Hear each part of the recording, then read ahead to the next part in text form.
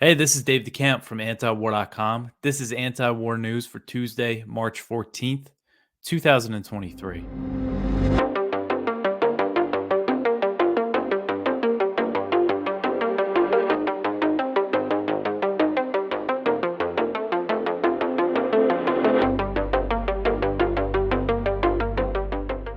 All right, the first story at the top of antiwar.com today. Ukraine does not have the resources for a counteroffensive. So, a senior Ukrainian government official told the Washington Post that Kiev doesn't have the resources to pull off a big counteroffensive in the coming months, as Ukraine is lacking skilled troops, munitions, and other equipment. So, this official, the Post quoted them, called them a senior Ukrainian official who spoke on the condition of anonymity, said, quote, if you have more resources, you more actively attack. If you have fewer resources, you defend more. We're going to defend. That's why, if you ask me personally, I don't believe in a big counteroffensive for us. I'd like to believe in it, but I'm looking at the resources and asking with what? Maybe we'll have some localized breakthroughs, end quote. So this official said that Ukraine does not have the people or the weapons to pull off a counteroffensive. The official said, quote, and you know the ratio, when you're on the offensive, you lose twice or three times as many people. We can't afford to lose that many people, end quote. So the Washington Post also spoke with a Ukrainian battalion commander who went by the name of Kupol and detailed the grim situation on the front lines. So this battalion commander said that his battalion previously withdrew from the town of Solidar, which is just a few miles northeast of Bakhmut, where the real heavy fighting has been going on. Russia took control of that town, Solidar, in mid-January about. And he said his battalion, consisted of 500 troops, 100 were killed, and about 400 were wounded, leading to a complete turnover.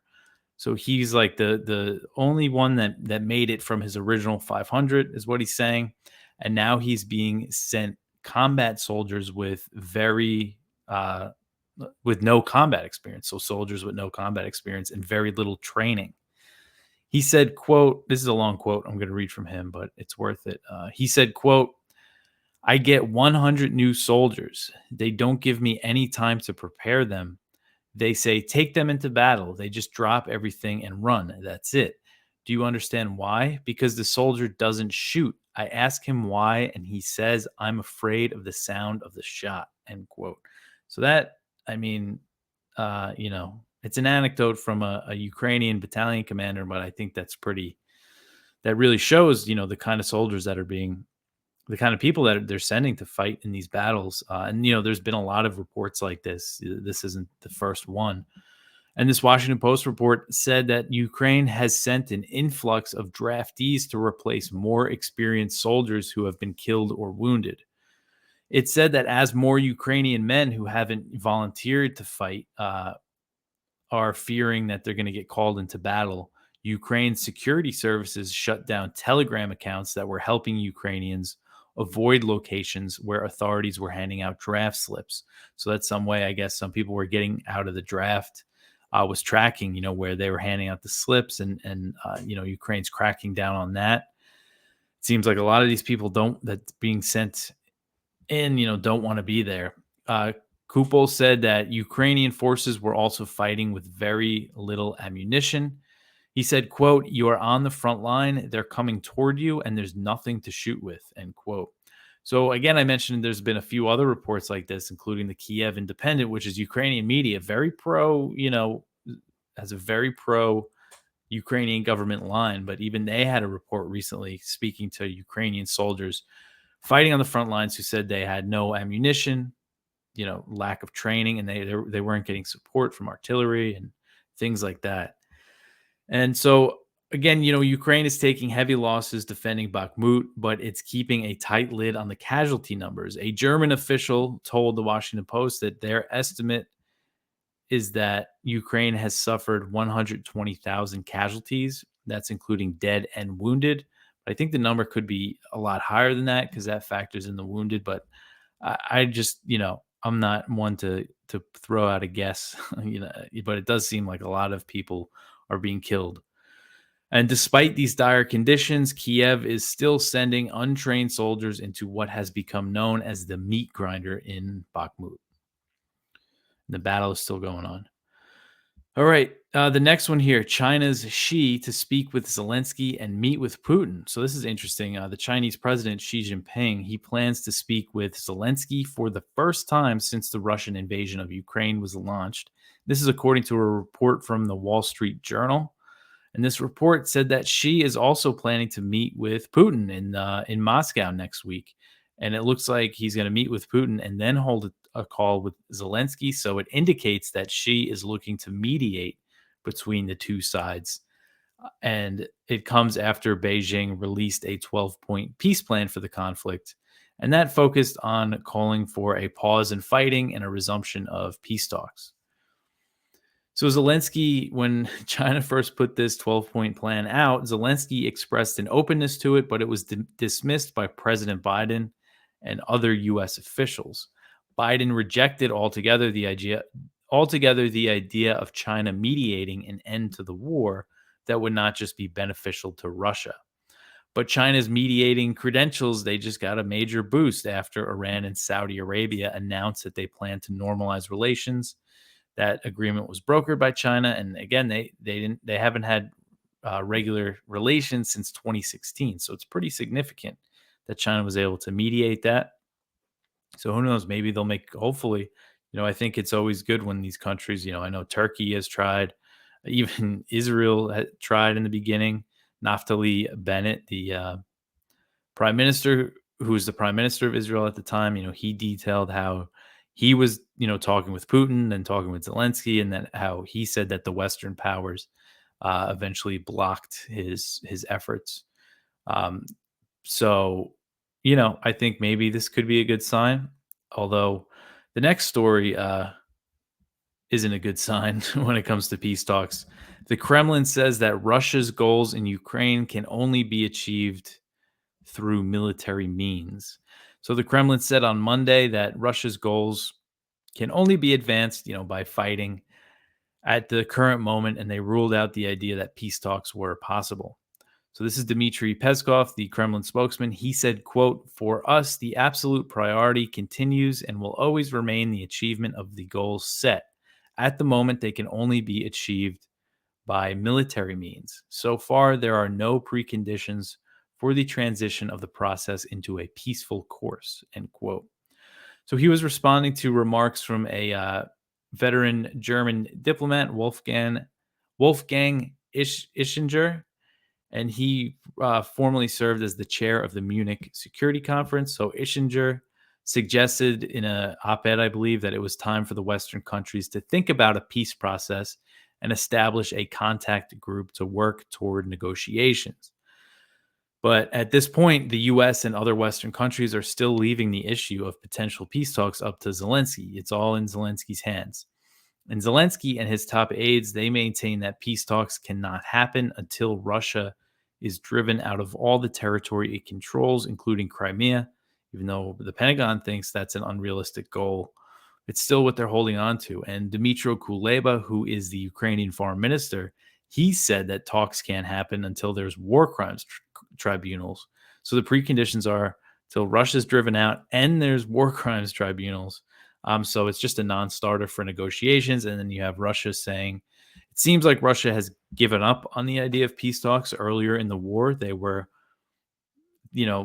signaling they were open to them for a while, for a pretty good amount of time, until about September of 2022. They still said that they were open for talks, but once they annexed those territories and have been saying, any peace deal hinges on us keeping these territories, I think they made up their mind that they're going to keep going. But hopefully, who knows, something changes here. Obviously, Ukraine's not in a good position, and maybe Xi Jinping can get something going there.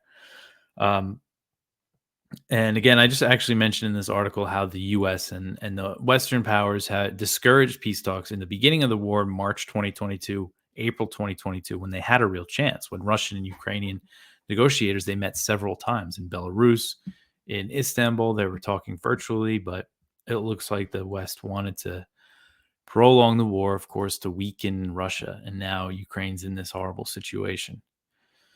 All right, the next one here. This is something. An ex U.S. official says that the U.S. might bomb Taiwan's semiconductor factories if China invades. So this is Robert O'Brien, and he was Donald Trump's national security advisor from 2019 until Trump left office in 2021. And he has said that the U.S. would destroy Taiwan's advanced semiconductor manufacturing facilities if China launched a successful invasion of the island. So O'Brien said this to Semaphore. He said, quote, "The United States and its allies are never going to let those factories fall into Chinese hands," end quote. O'Brien, he served as I just said that the time that he was the national security advisor. But he drew a comparison to the British bombing of the French naval fleet off the coast of Algeria in 1940 during World War II. And they bombed this fleet to prevent the ships from coming under the control of Nazi Germany. And this British bombardment killed nearly 1,300 French soldiers. O'Brien said, quote, "The Brits didn't allow the French fleet to remain intact so that it could have potentially gone to the Germans and changed the balance of power for the Battle of the Atlantic," end quote. So that's what he's comparing it to. I mean, that insinuates that even if there's Taiwanese people there, just they must be destroyed because they don't want these China getting control of these factories. And O'Brien said that because Taiwan is home to most of the world's advanced microchip factories, if China took control, he said it would make them like the OPEC of these chips, and it would give Beijing more control over the world's economy. And he said that he could not imagine that the factories would remain intact if China took the island. O'Brien, he's not the first to float the idea of the U.S. bombing Taiwan's chip factories in the event of a Chinese invasion. A paper published in 2021 by the U.S. Army War College suggested that the U.S. and Taiwan should plan scorched earth tactics that could render Taiwan, this is how the paper put it, not just unattractive if ever seized by force, but positively costly to maintain. The paper said that this tactic could be done, quote, "most effectively by threatening to destroy facilities belonging to the Taiwan Semiconductor Manufacturing Company, the most important chip maker in the world and China's most important supplier," end quote. And Bloomberg actually reported in October 2022 that there are some former U.S. officials with ties to the Pentagon that want the Biden administration to devise a plan to destroy Taiwan's chip factories. And O'Brien could be one of those former officials, although I don't know if he would have ties to the Pentagon. But, he was a Trump guy, but he's not like a Trump guy. He's not like, I don't think he's been like ostracized like some of them have. The Biden administration, they've also been taking action against China's semiconductor industry. They're trying to cripple, like right now with sanctions, they're trying to cripple their semiconductor industry by blocking exports of advanced technology needed to produce the advanced chips. And the U.S. isn't just putting these export controls on their company. They're pressuring other countries to do it. And the Netherlands, they export some of this technology that's needed. And they've agreed to restrict the exports against China. So it's kind of this new economic war against China that seems to be ramping up as well. And of course, this is a major part of all these tensions with the U.S. and China is the sanctions. I should cover it more. It's just there's been so much to cover. I used to try to focus on the economic side of it more, but I know the U.S. is also trying to convince Japan to do this. And these sanctions that the U.S. put on recently to target China's chip industry apparently had a pretty serious impact. So, I don't know. Wouldn't you think that if China has trouble making their own chips, it might give them more motivation to take control of Taiwan? I don't know. It just doesn't seem like they think these things through. But I think that's something. I mean, basically saying if China, if we can't have Taiwan, we're going to destroy it, its most valuable resource is what the U.S. is saying. I think that's, because does that apply? What if they don't invade?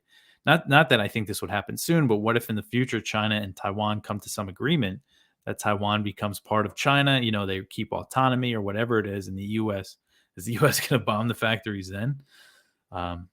So Anyway, the next one here, China appoints a new defense minister who is under U.S. sanctions. So on Sunday, China named their new defense minister, Li Shangfu.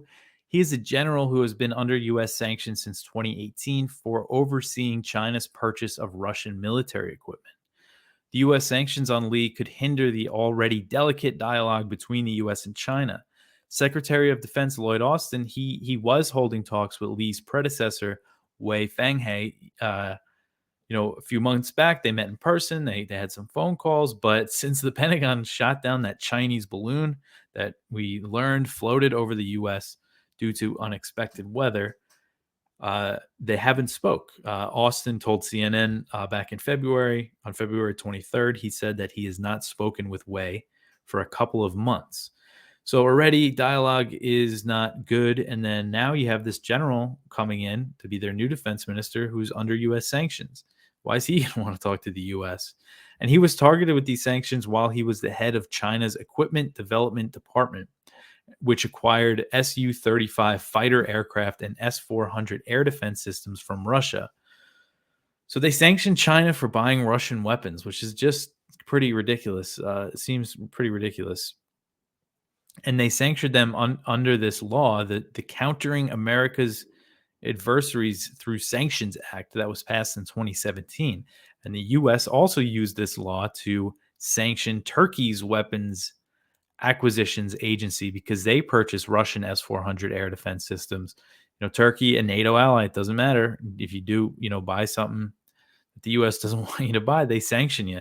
And I think this demonstrates, how sanction happy the U.S. has been in recent years, that they're sanctioning pretty high level officials in China. And now their defense minister is under sanctions. So, I mean, the pertinent thing to do for the Biden administration, obviously, would, if they care about this dialogue, would be to lift these sanctions on Li. So we'll see if they do that or not, if they're serious about the fact that they want to maintain communication with China. But I don't know. We'll see. And I'm sure if Biden did something like that, people in hawks in Congress would go after him for, being soft on China or whatever. The next one here, China's Xi Jinping vows peaceful Taiwan ties. So this is from the South China Morning Post. And China's been holding their 2 sessions, which is an annual meeting of the National People's Congress and then the top political advisory board. It's an annual thing that they do called the 2 sessions. And there's been a lot going on there. That's where they appointed this defense minister. But this is according to the South China Morning Post. Beijing has shown a cautious stance on Taiwan policy throughout its annual parliamentary sessions, trying to play down speculation that the island would become the next Ukraine as cross-strait tensions rise.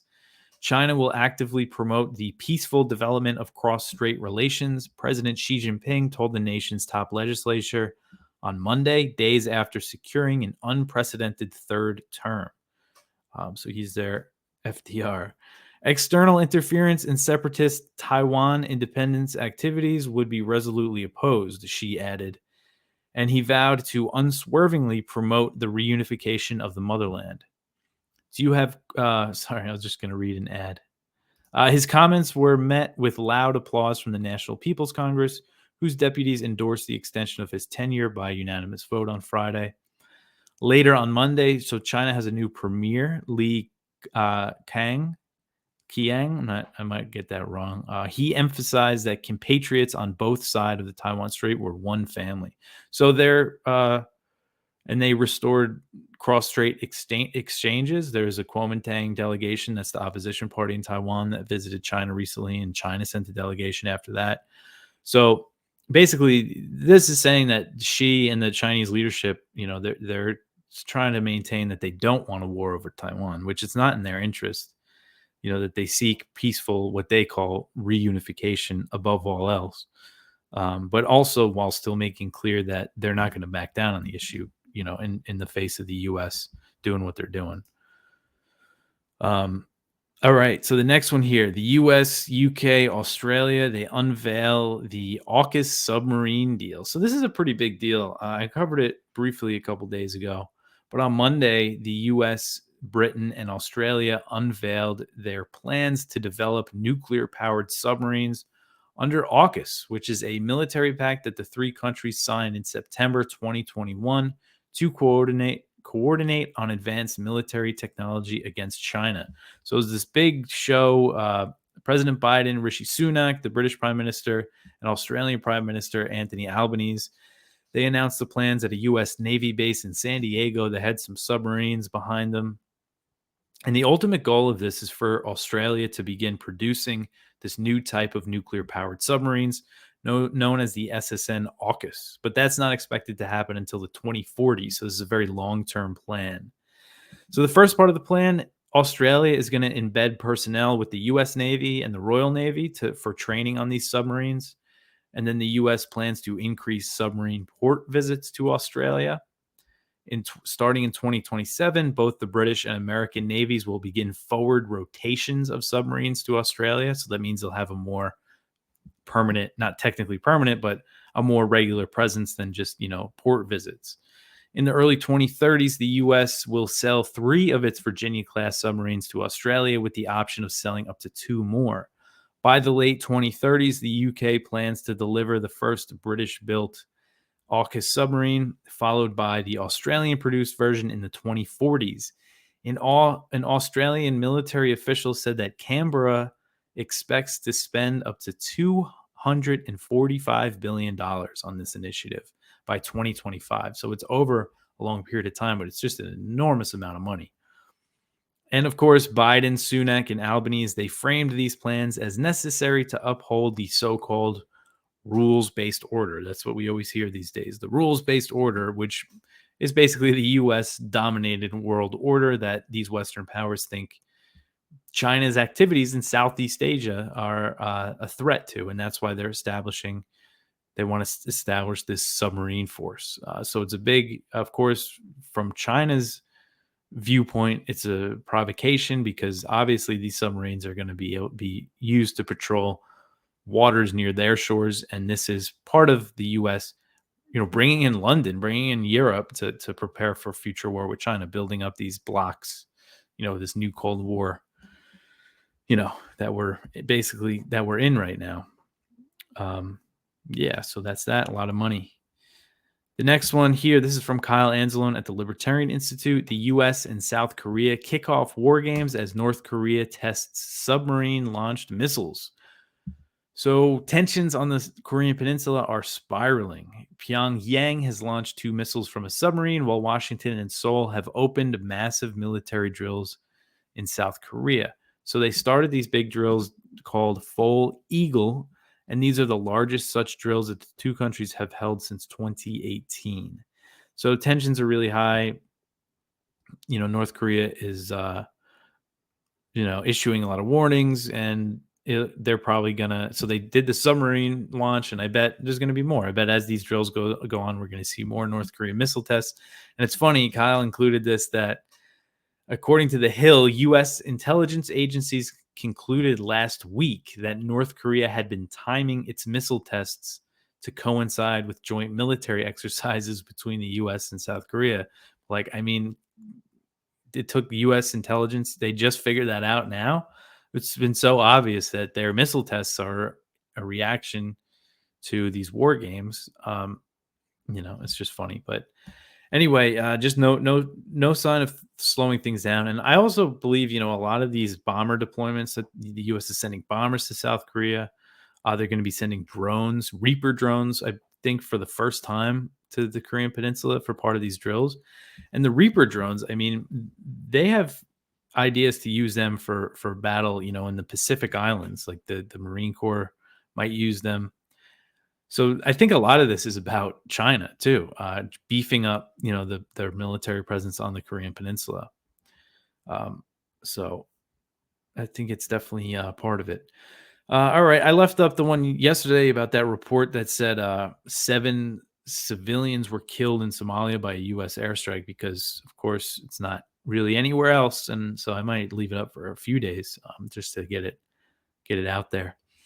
But that's it for the news. Go check out our Viewpoints. We have one from Grant Smith about how Israel and its lobby and its U.S. lobby dealt a major blow by the China-Saudi-Iran peace initiative. So go check that out. One from John Walsh. Oh, so there's actually another anti-war protest in Washington, D.C. this Saturday, March 18th. So if you're in the area, it is this article is from John Walsh about it.